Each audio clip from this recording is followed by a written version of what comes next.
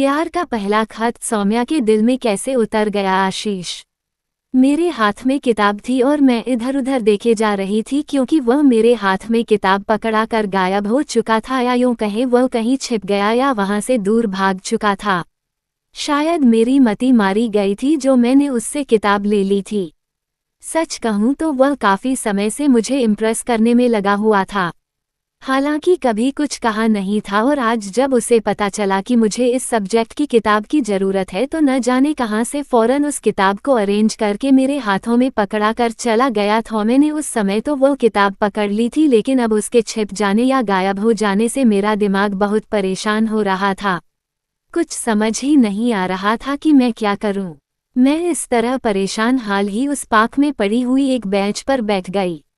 वहां पर कुछ लोग जॉगिंग कर रहे थे और वे मेरे आसपास ही घूम रहे थे।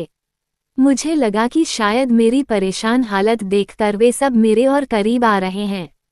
खैर, हर तरफ से मन हटा कर मैंने किताब का पहला पन्ना खोला। सरसराता हुआ एक सफ़ेद प्लेन पेपर मेरे हाथों के पास आकर गिर पड़ा।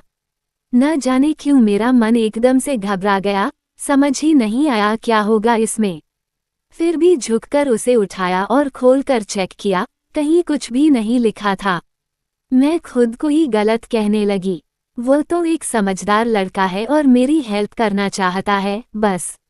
मैंने दूसरा पन्ना पलटा तो एक और सफ़ेद प्लेन पन्ना सरक कर गिर पड़ा। इस समय मैं अनजाने में ही जोर से चीख पड़ी।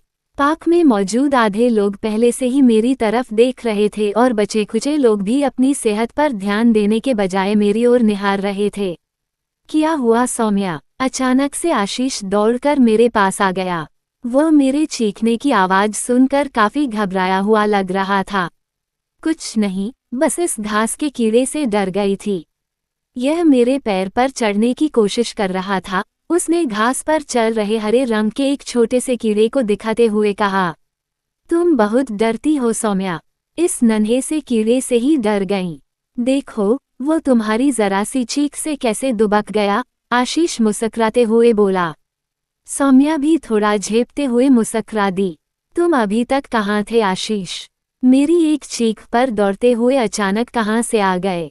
अरे पागल, मैं तो यहीं पर था, जॉगिंग कर रहा था। ओह, तो क्या तुम यहाँ रोज आते हो? हाँ और क्या, तुम्हें क्या लगा आज तुम्हारी वजह से पहली बार आया हूँ?